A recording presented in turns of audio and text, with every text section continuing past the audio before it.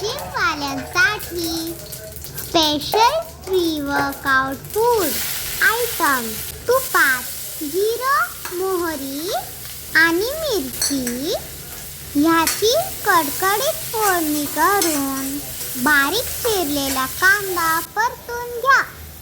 त्यात चवीनुसार मीठ टाका.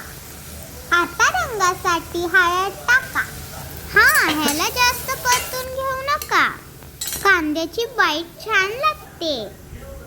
मोड आलेली मटकी आणि चणा टाकून परतून घ्या.